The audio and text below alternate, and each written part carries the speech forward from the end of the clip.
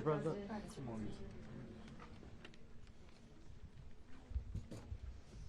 Okay, thank you very much. This is big stuff. We appreciate you being here. Late last night and early today, at my direction, the United States Armed Forces conducted an extraordinary military operation in the capital of Venezuela.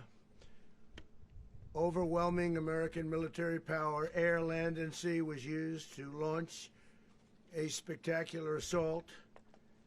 And it was an assault like people have not seen since World War II. It was a force against a heavily fortified military fortress in the heart of Caracas to bring outlaw dictator Nicolás Maduro to justice.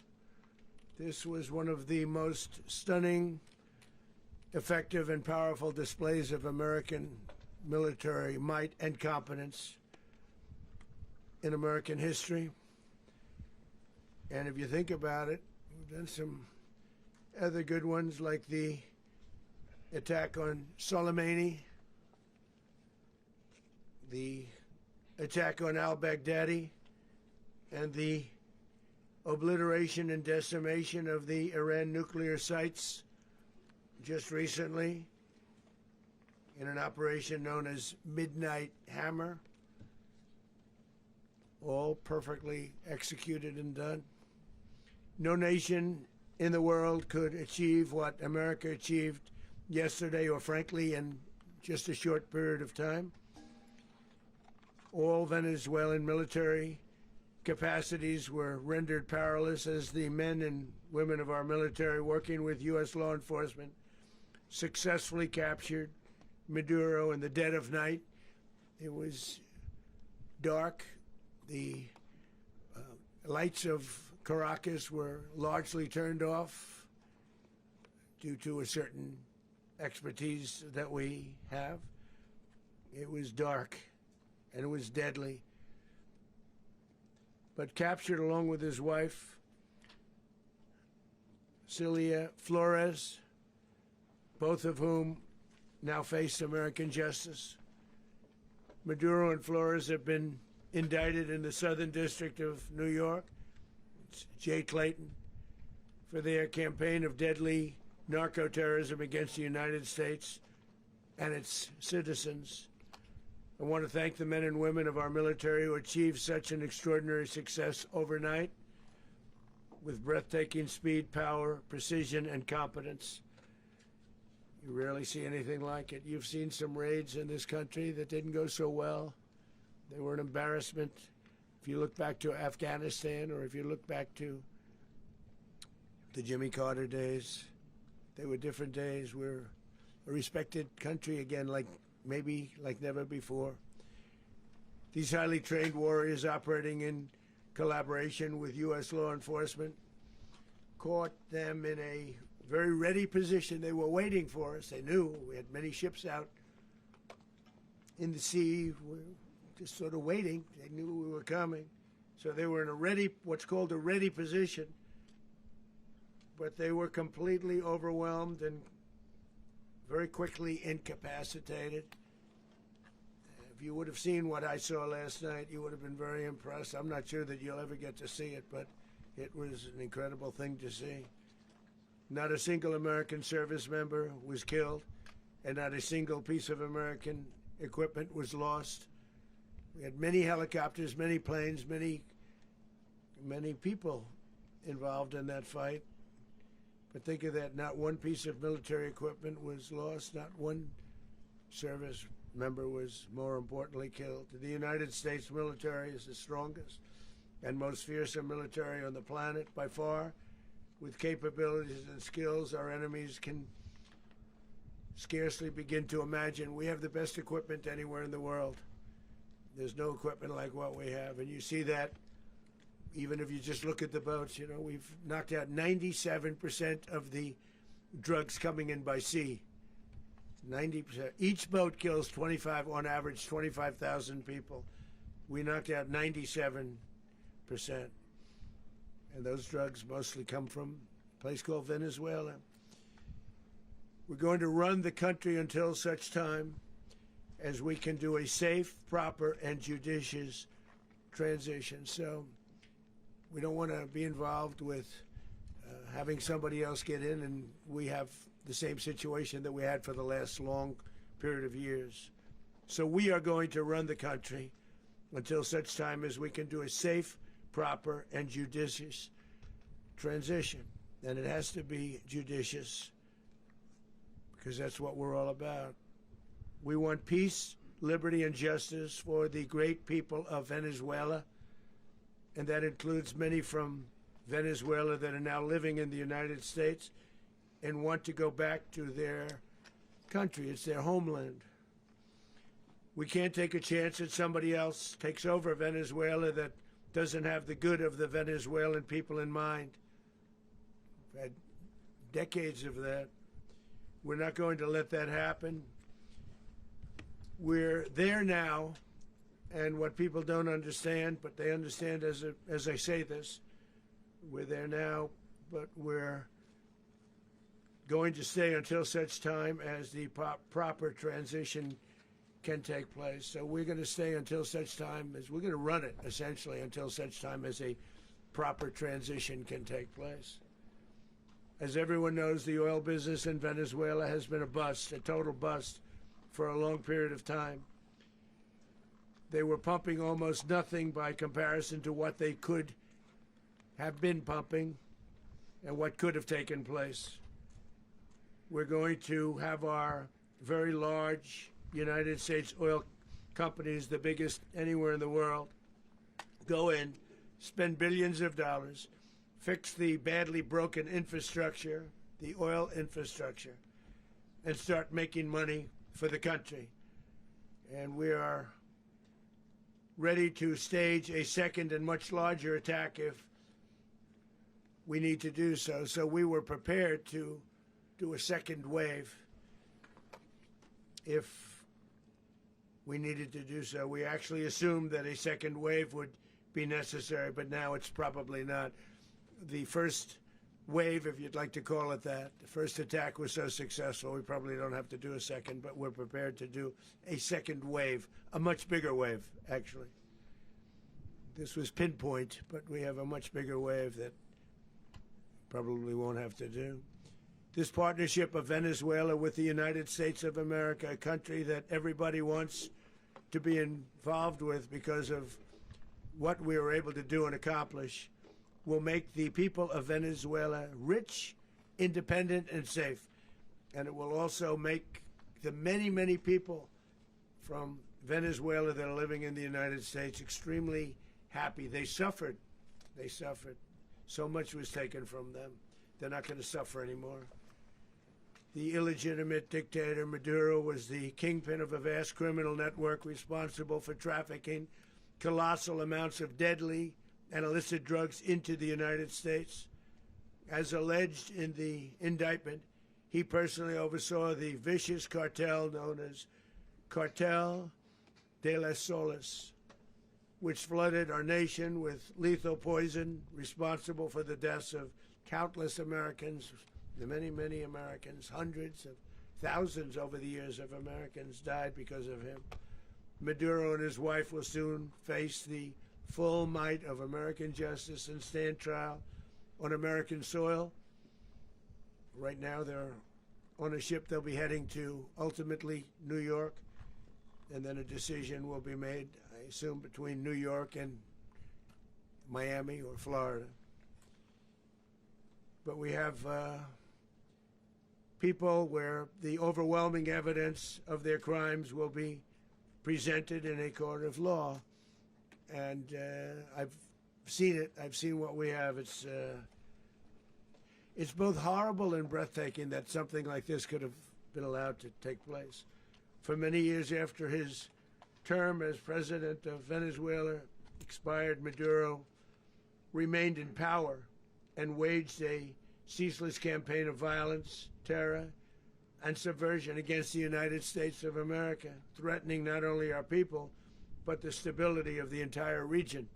and you all saw it, in addition to trafficking gigantic amounts of illegal drugs that inflicted untold suffering and human destruction all over the country, all over in particular the United States.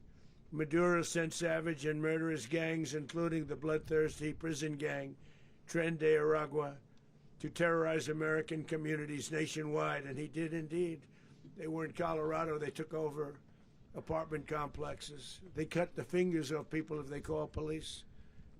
They were brutal, but they're not so brutal now. And I just have to congratulate our military, Pete and everybody, and our National Guard, because the job that they've done, whether it's in Washington, D.C., where we have a totally safe city, where it was one of the most unsafe cities anywhere in the world, frankly, and now we have no crime in Washington, D.C. We haven't had a killing. We had the terrorist attack a few weeks ago.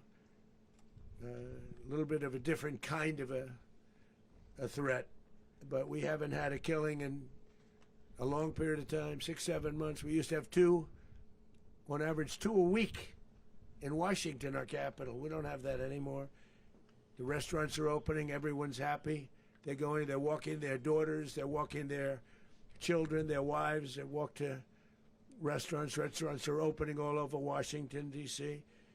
So I want to thank the National Guard. I want to thank our military. And I want to thank law enforcement. It's been amazing. And they should do it with more cities. We're doing it, as you know, and we're doing it in Memphis, Tennessee right now, and crime is down. We've just sort of started a few weeks ago, but crime is down now 77%. And the governor of Louisiana called, great person, and he wanted us to help him, as you know, in a certain very nice part of Louisiana, and we have done that. It was a rough section, and we have crime down. I understand it's down to almost nothing already after 2.5 weeks. New Orleans, it's down to almost nothing, and we've only been there for 2.5 weeks. Can't imagine why governors wouldn't want us to help. We also helped, as you know, in Chicago, and crime went down a little bit there. We did a very small help because we had no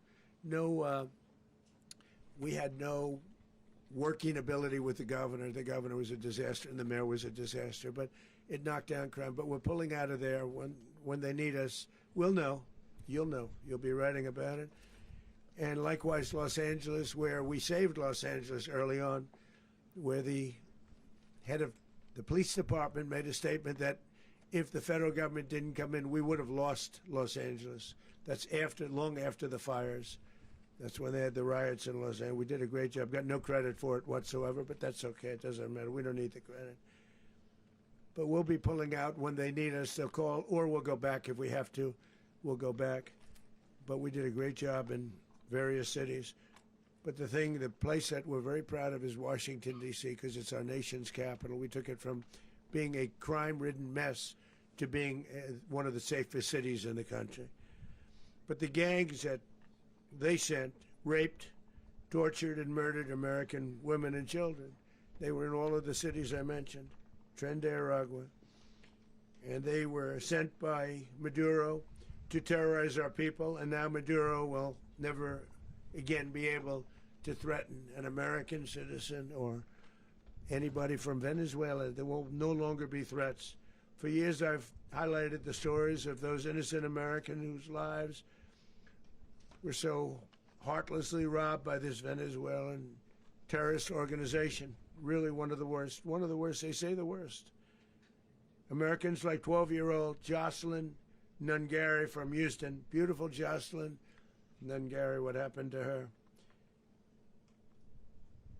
They, as you know, they kidnapped, assaulted, and murdered by Tren de Aragua animals. They murdered Jocelyn and left her dead under the bridge. There was a bridge that will never be the same to so many people after seeing what happened.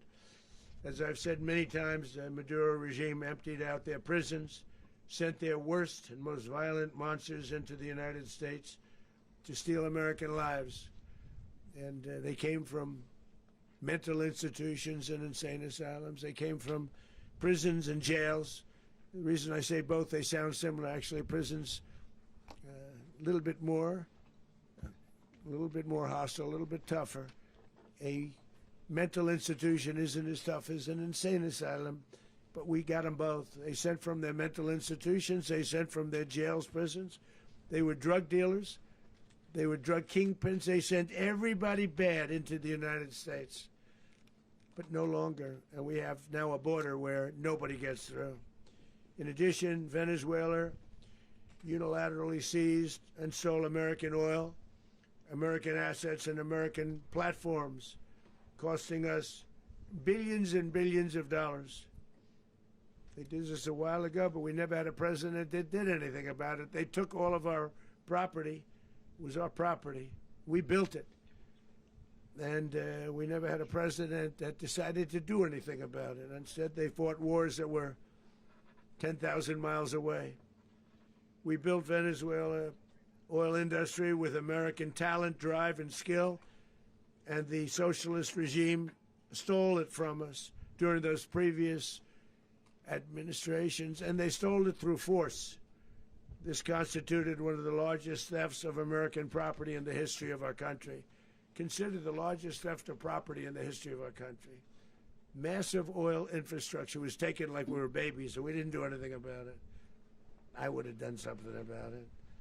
America will never allow foreign powers to rob our people or drive us back into and out of our own hemisphere. That's what they did. Furthermore, under the now deposed dictator Maduro, Venezuela was increasingly hosting foreign adversaries in our region and acquiring menacing offensive weapons that could threaten U.S. interests and lives. And they used those weapons last night. Potentially in league with the cartels operating along our border. All of these actions were in gross violation of the core principles of American foreign policy, dating back more than 2 centuries, and not anymore. All the way back, it dated to the Monroe Doctrines, and the Monroe Doctrine is a big deal, but we've superseded it by a lot, by a real lot. They now call it the Monroe Document. I don't know. It's Monroe Doctrine. We sort of forgot about it. It was very important, but we forgot about it. We don't forget about it anymore. Under our new national security strategy, American dominance in the Western Hemisphere will never be questioned again. Won't happen. So just in concluding, for decades, other administrations have neglected or even contributed to these growing security threats in the Western Hemisphere. Under the Trump administration, we are reasserting American power in a very powerful way in our home region. And our home region is very different than it was just a short while ago. The future will be, and we did this in my first term. We had great dominance in my first term, and we have far greater dominance right now. Everyone's coming back to us.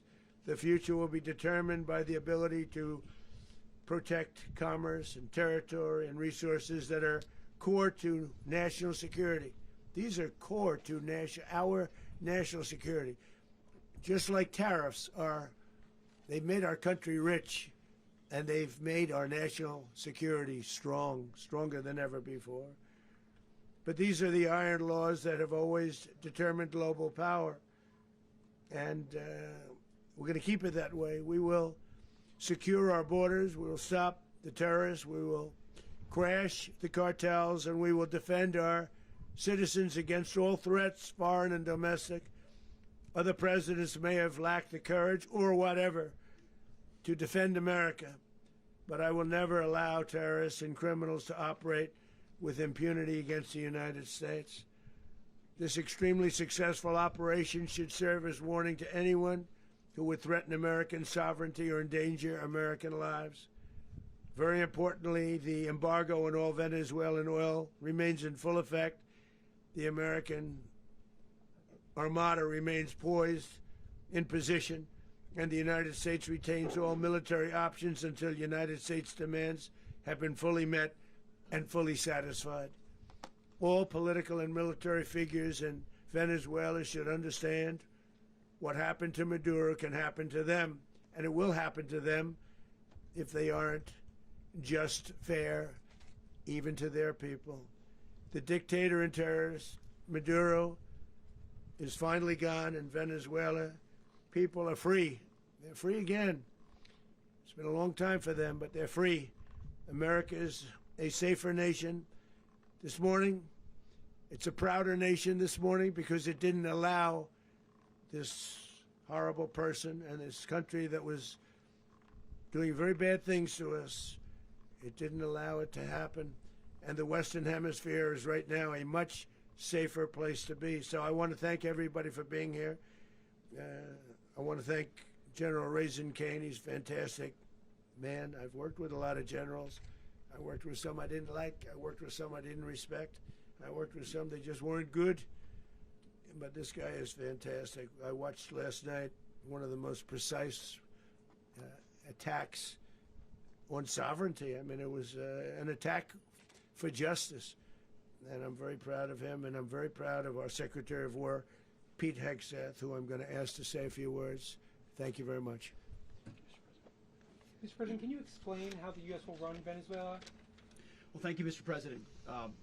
Finally, a commander-in-chief the world respects and the American people deserve.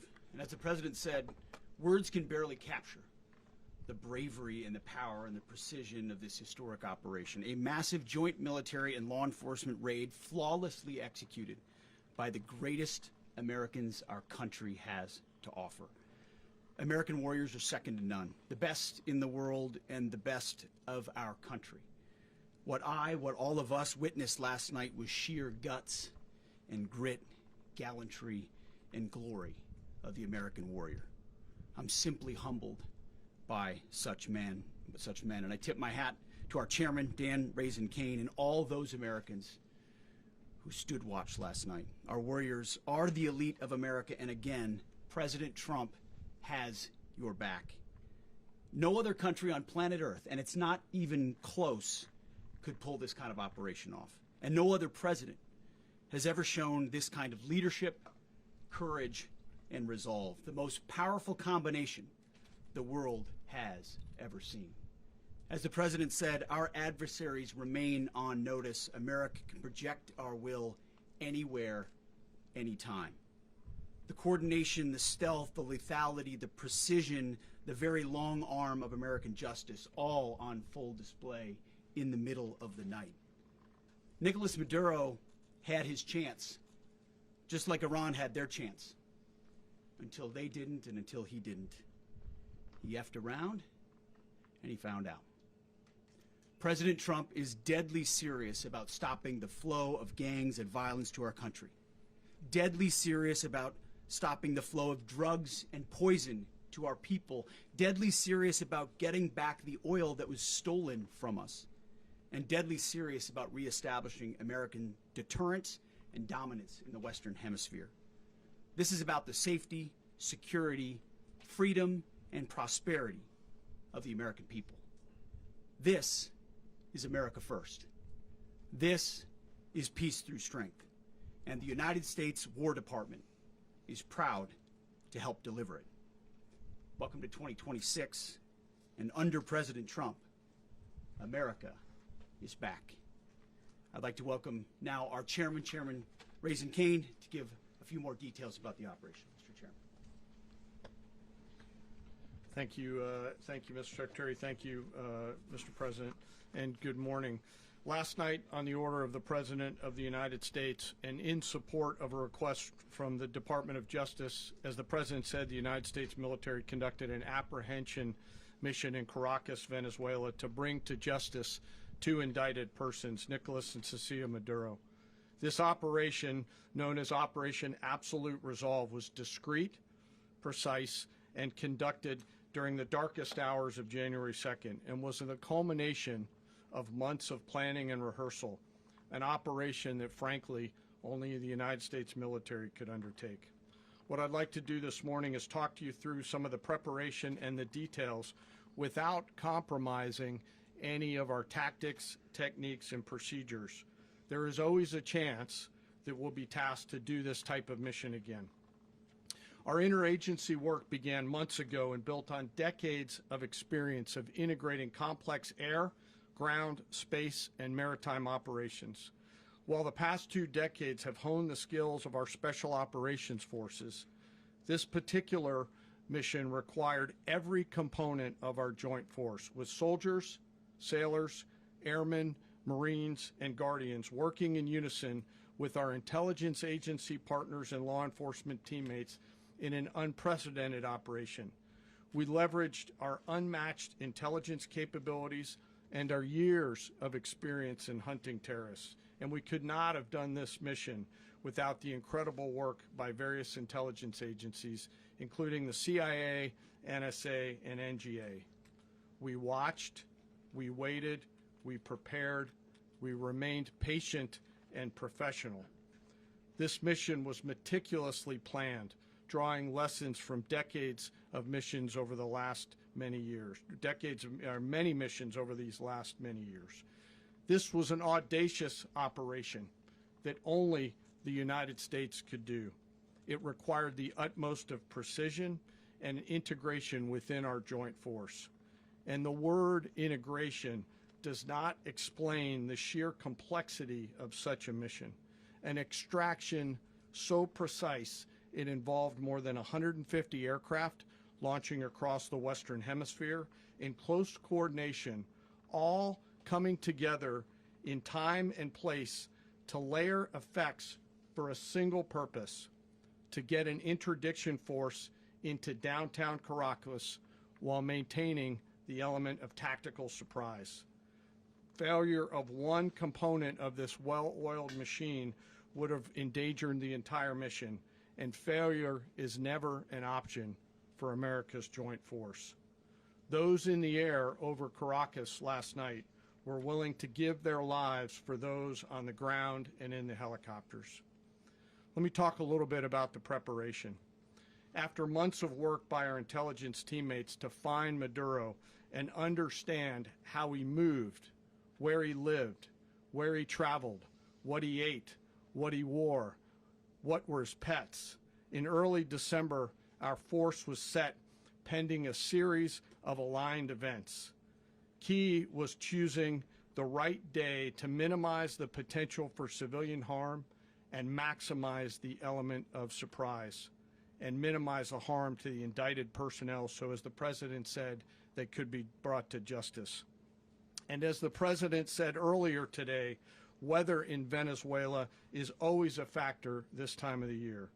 And over the weeks through Christmas and New Year's, the men and women of the United States military sat ready, patiently waiting for the right triggers to be met and the President to order us into action.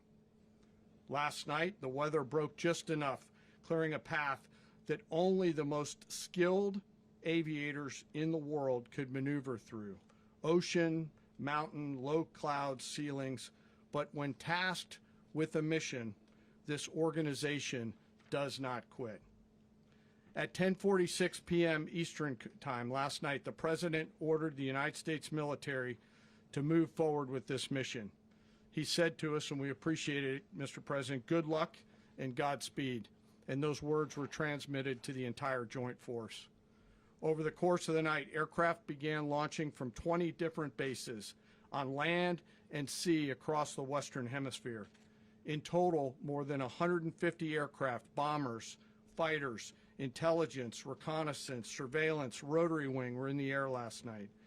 Thousands and thousands of hours of experience were airborne. Our youngest crew member was 20, and our oldest crew member was 49, and there's simply no match for American military might. As the night began, the helicopters took off with the extraction force, which included law enforcement officers, and began their flight into Venezuela at 100 feet above the water. As they approached Venezuelan shores, the United States began layering different effects provided by Spacecom, Cybercom, and other members of the interagency to create a pathway. Overhead, those forces were protected by aircraft from the United States Marines, the United States Navy, the United States Air Force, and the Air National Guard. The force included F-22s, F-35s, F-18s, EA-18s, E-2s, B-1 bombers, and other support aircraft, as well as numerous remotely piloted drones. As the force began to approach Caracas, the Joint Air Component began dismantling and disabling the air defense systems in Venezuela, employing weapons to ensure the safe passage of the helicopters into the target area. The goal of our air component is, was, and always will be to protect the helicopters and the ground force and get them to the target and get them home. As the force crossed the last point of high terrain where they'd been hiding in the clutter, we assessed that we had maintained totally the element of surprise. As the helicopter force ingressed towards the objective at low level, we arrived at Maduro's compound at 1:01 a.m. Eastern Standard Time, or 2:01 a.m. Caracas local time, and the apprehension force descended into Maduro's compound and moved with speed, precision, and discipline towards their objective and isolated the area to ensure the safety and security of the ground force while apprehending the indicted persons. On arrival into the target area, the helicopters came under fire, and they replied with that fire with overwhelming force in self-defense. One of our aircraft was hit but remained flyable, and as the President said earlier today, all of our aircraft came home, and that aircraft remained flyable during the rest of the mission. As the operation unfolded at the compound, our air and ground intelligence teams provided real-time updates to the ground force, ensuring those forces could safely navigate the complex environment without unnecessary risk. The force remained protected by overhead tactical aviation. Maduro and his wife, both indicted, gave up and were taken into custody by the Department of Justice, assisted by our incredible U.S. military with professionalism and precision, with no loss of U.S. life. After securing the indicted persons, the force began to prep for departure. Helicopters were called in to exfiltrate the extraction force, while fighter aircraft and remotely piloted aircraft provided overhead coverage and suppressive fire. There were multiple self-defense engagements as the force began to withdraw out of Venezuela. The force successfully exfiltrated and returned to their afloat launch bases, and the force was over the water at 3:29 a.m. Eastern Standard Time with indicted persons on board. And both Maduro and his wife were embarked aboard the USS Iwo Jima. In closing, what we've witnessed today is a powerful demonstration of America's joint force. We think, we develop, we train, we rehearse, we debrief, we rehearse again and again, not to get it right, but to ensure that we cannot get it wrong. Our jobs are to integrate combat power so when the order comes, we can deliver overwhelming force at the time and the place of our choosing against any foe anywhere in the world. I am immensely proud today of our joint force and filled with gratitude to represent them here today. There is simply no mission too difficult for these incredible professionals and the families that stand by them and support them.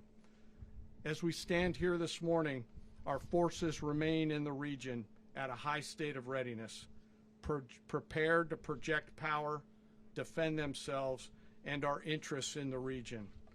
This operation is a testament to the dedication and unwavering commitment to justice and our resolve to hold accountable those who threaten peace and stability. In closing, I want to express my heartfelt gratitude to the brave men and women who executed this mission. Their courage and tireless commitment to our nation are what makes us strong. Thank you, Mr. Secretary, and thank you, Mr. President. Well, I don't have much to add to what you've heard now, other than the following points. Nicolás Maduro was indicted in 2020 in the United States. He is not the legitimate president of Venezuela. That's not just us saying it. The first Trump administration, The Biden administration, the second Trump administration, none of those three recognized him. He's not recognized by the European Union and multiple countries around the world. He is a fugitive of American justice with a $50 million reward, which I guess we saved $50 million. And We should make sure. yeah, exactly. But Don't let anybody claim it. Nobody deserves it but us. But I want to be clear about one thing. Nicolás Maduro had multiple opportunities to avoid this. He was provided multiple very, very, very generous offers and chose instead to act like a wild man, chose instead to play around. And the result is what we saw tonight.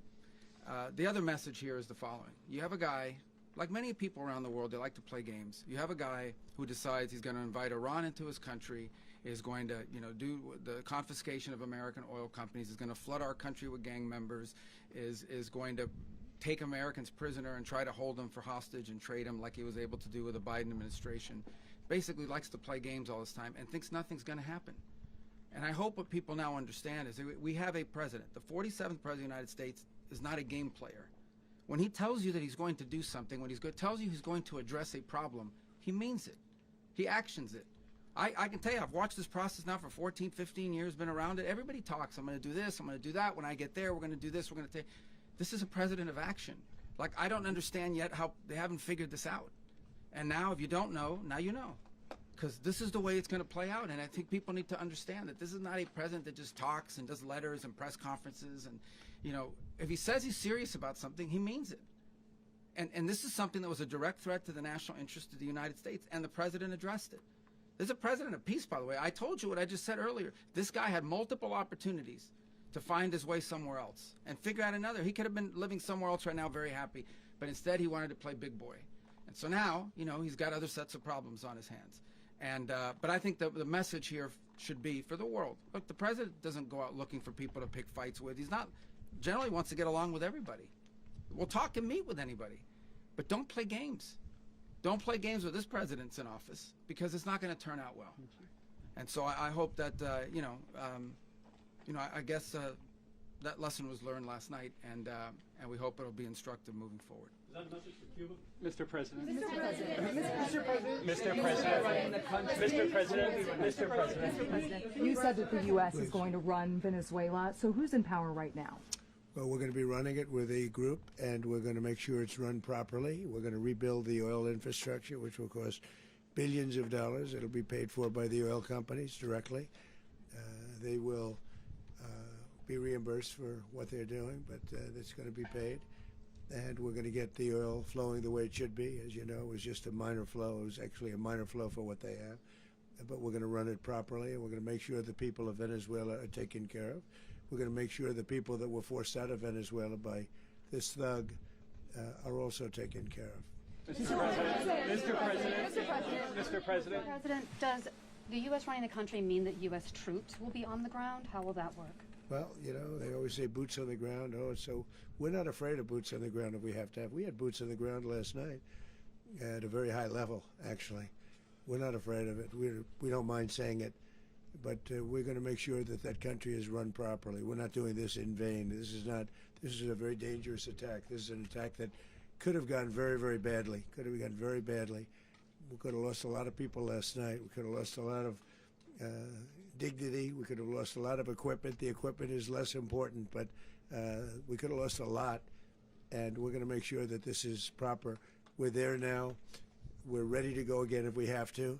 We're going to run the country right. It's going to be run very judiciously, very fairly. It's going to make a lot of money. We're going to give money to the people. We're going to reimburse people that were taken advantage of. We're going to take care of everybody. It's very important. We couldn't let them get away with it. They stole our oil. We built that whole industry there, and they just took it over like we were nothing. And we had a president that decided not to do anything about it. So we did something about it. We're late, but we did something about it. Yeah, please. Mr. President, can you explain the exact mechanism by which you're going to run the country? Are you going to designate a U.S. official to coordinate? It's all being done right now. We're designating people. We're talking to people. We're designating various people, and we're going to let you know who those people are. Mr. President. What's the group you mentioned that would run Venezuela? Well, it's largely going to be, for a period of time, the people that are standing right behind me. We're going to be running it. We're going to be bringing it back. It's a dead. You know, I talk about a dead country. A year and a half ago, we were a dead country. Now we're the hottest country anywhere in the world. We're a country doing better than any country anywhere in the world, and it required leadership. Venezuela has a lot of bad people in there, a lot of bad people that shouldn't be leading. We're not going to take a chance that one of those people take over for Maduro. So you can look at, and others. We have fantastic people, including people in the military. So we're going to have a group of people running it until such time as it can be put back on track, make a lot of money for the people, and give people a great way of life, and also reimbursement for people in our country that were forced out of Venezuela. Rubio would be. You said earlier today that you weren't going to back Machado to come back and be the opposition leader in your Fox and Friends interview. And then you also mentioned the vice president of Venezuela. Are you going to work with the vice president of Venezuela, or how do you foresee the relationship Well, I going? understand she was just sworn in, but she was, as you know, picked by Maduro. So Marco's working on that directly. He just had a conversation with her, and she's essentially willing to do what we think is necessary to make Venezuela great again. Very simple. Mr. President, Colombian President Gustavo Petro, a couple weeks ago, he said he's got to watch his ass. And today, he said he's not concerned about anything happening to him in the aftermath of this operation. So, just what your message is Well, about he that. has cocaine mills. He has factories where he makes cocaine. And yeah, I think I stick by my first statement. He's making cocaine. They're sending it into the United States. So he does have to watch his ass. Mr. President. Mr. President, did you notify any members of Congress in advance? Marco, do you want to talk about that? Because you were involved in it. Sure. We call members of Congress immediately after. This was not the kind of mission that you can do congressional notification on. It was a trigger-based mission in which conditions had to be met night after night. We watched and monitored that for a number of days. So it's just simply not the kind of mission you can call people and say, hey, we may do this at some point in the next 15 days. But it's largely a law enforcement function. Remember, at the end of the day, at its core, this was an arrest of 2 indicted fugitives of American justice, and the Department of War supported the Department of Justice in that job. Now, there are broader policy implications here, but it's just not the kind of mission that you can pre-notify because it endangers the mission. Mr. President, Plus, if I can add one thing to that, Congress has a tendency to leak. This would not be good. If they leaked, General, I think it would have been maybe a very different result. But I have to say, they knew we were coming at some point, We had a lot of ships out there. They sort of knew we were coming. We weren't. But Congress will leak, and we don't want leakers. Mr. President. you were one of the only people to watch this all play out live. What was Maduro doing when the U.S. forces entered what I assume would be his home? And also, was there any point where the U.S. was considering if Maduro pushed back or resisted killing Maduro? It could have happened. It could have happened. He was trying to get into a safe place. You know what a safe place is, all steel. And he wasn't able to make it to the door because our guys were so fast. They went through the opposition so fast. And there was a lot of opposition. People were wondering, do we get them by surprise? Sort of surprised, but they were waiting for something. It was a lot of opposition. There was a lot of gunfire. You saw some of it today. But he was trying to get to a safe place, which wasn't safe because we would have had the door blown up in about 47 seconds, they say on average, regardless of how thick the steel was. It was a very thick door. It was a very heavy door, but he was unable to get to that door. He made it to the door. He was unable to close it. So where is Maduro going to be? Go ahead, finish. Where is Maduro going to be in the time being right now? Do you know his exact Well, whereabouts? eventually, ultimately, in the near future, he's going to be brought to New York. And where is he going to be held? Where is he going to be held in New York? Do you know? That's going to be up to the officials that do these things. Mr. President, the U.S. has something of a mixed track record of ousting dictators without necessarily a plan for what comes afterwards. Not with Did me, that weigh on your decision Well, that's making? when we had different presidents, but with me, that's not true. With me, we've had a perfect track record of winning. We win a lot, and we win. If you look at Soleimani, you look at al-Baghdadi, you look at the Midnight Hammer. Midnight Hammer was incredible. Right now, you wouldn't have peace in the Middle East. We have essentially peace in the Middle East because of that. If we weren't successful with Midnight Hammer, you wouldn't have peace in the Middle East. So with me, you've had a lot of victory. You've had only victories. You've had no losses. Yeah. Mr. President, can you? How long do you expect the U.S. to run Venezuela, and how soon do you want the Venezuelan people to hold elections? So I'd like to do it quickly, but it takes a period of time. You know, we're rebuilding. We have to rebuild their whole infrastructure. The infrastructure is rotted. It's actually very dangerous. It's blow-up territory. Oil is very dangerous. It's a very dangerous thing to take out of the ground. It can kill a lot of people. It has killed a lot of people doing just that. The infrastructure is old. It's rotted. Much of it is stuff that we put there 25 years ago, and we're going to be replacing it. And we're going to take a lot of money out so that we can take care of the country. Are you saying that Secretary Rubio and Mr. President, China, Russia, and Iran have interests in Venezuela. How does this operation affect your relationships with them when it comes to the oil and the drugs? In terms of China and Russia, Russia when we get things straightened out. But in terms of other countries that want oil, we're in the oil business. We're going to sell it to them. We're not going to say we're not going to. In other words, we'll be selling oil, probably in much larger doses because they couldn't produce very much because their infrastructure was so bad. So we'll be selling large amounts of oil to other countries, many of whom are using it now, but I would say many more will come. Are you saying that, Mr. President, are you saying that? Oh, Mr. President, thank you. What is your message to the people of Venezuela today? Of course, the civilian population specifically, they have a lot of questions. What is your message to the people of Venezuela? That you're going to have peace, justice. You're going to have some of the riches that you should have had for a long period of time. It was stolen from you. But you're going to have peace, and you're going to have safety. You're going to have justice. You're going to have a country. You're going to have a real country. You're going to have potentially a great country. You know, if you go back 20 years, maybe even a little longer ago, that was a great country, and they destroyed it.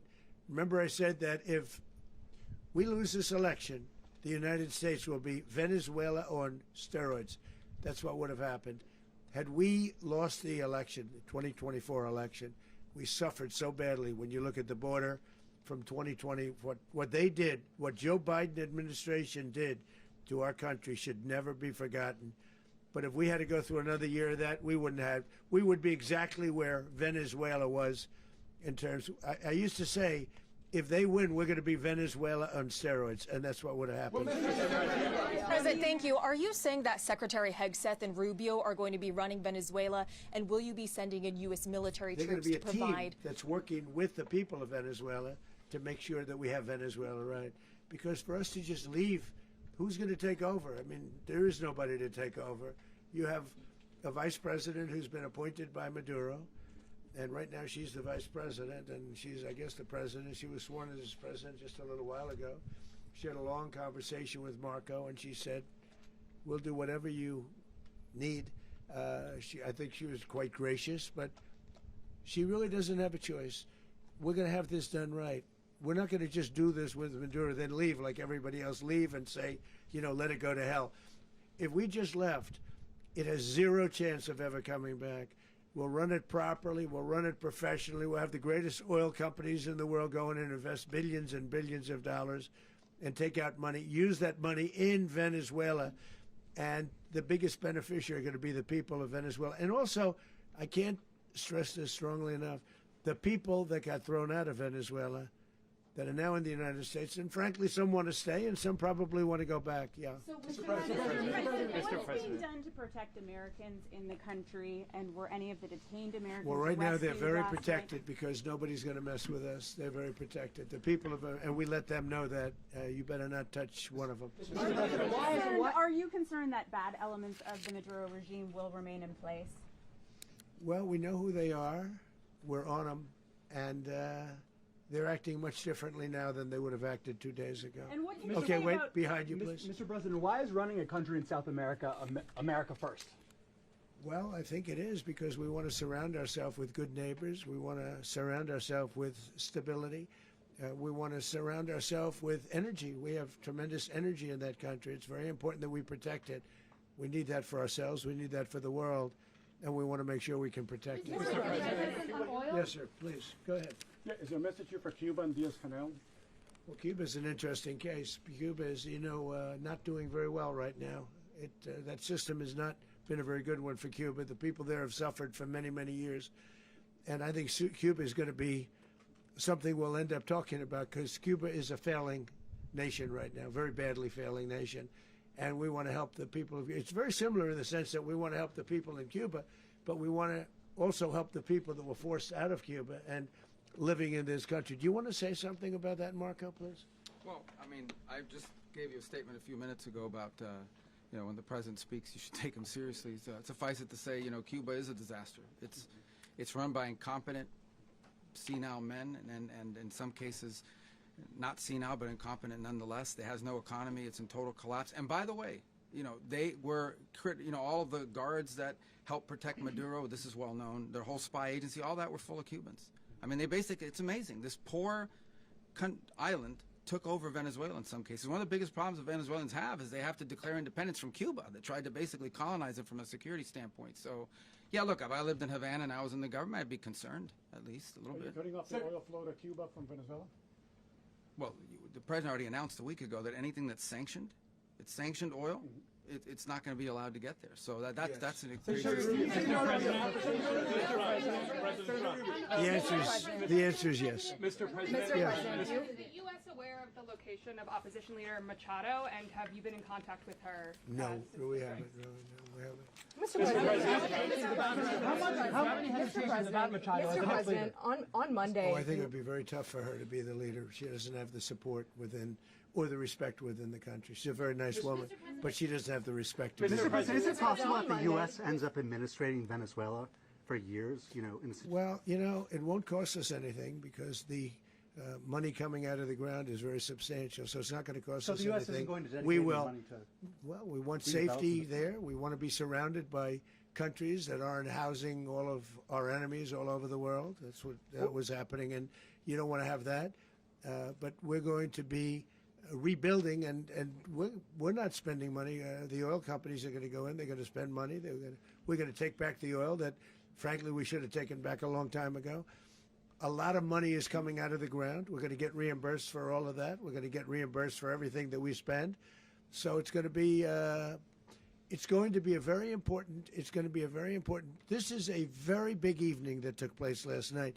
We have to be surrounded by safe, secure countries, and we also have to have energy. Very important. We have to have energy that's real energy, not where they're getting 4% and 5% of the energy out of the ground. You take a look. It was such a disaster. So what's going to happen with Venezuela, I think, over the next period of a year is going to be a great thing. And the people of Venezuela will be the biggest beneficiaries. Mr. President, on Monday, U.S. military. Mr. President, thank you. What did you last speak to Maduro about when you spoke? And is the Well, US I don't want to get into the Venezuela? conversations, but I did have conversations with him, and I said, you got to surrender. And I actually thought he was pretty close to doing so, but now he wished he did, yeah. Mr. President, can you explain, you said that Maduro is responsible for drug trafficking. You recently pardoned the former president of Honduras who was convicted of many drug trafficking. Can you explain how these two situations are different? And would you ever pardon Maduro? I endorsed, as you know, the winning president, the man who won in Honduras. I endorsed the man who won in Chile. I endorsed the man who won in Argentina. And we are doing very well with that whole group. What the man that I pardoned was, if you could equate it to us, he was treated like the Biden administration treated a man named Trump. That didn't work out too well for them. This was a man who was persecuted very unfairly. He was the head of the country. He was persecuted very unfairly. And there are a number of them. And we felt that it was a very unfair situation that happened to him. He's also a party member of the man who won. So obviously the people liked what I did. And one of the reasons that was done is because of the fact that the party in power felt very strongly that that man was treated very badly. I studied it very quickly, and then I studied it in great detail.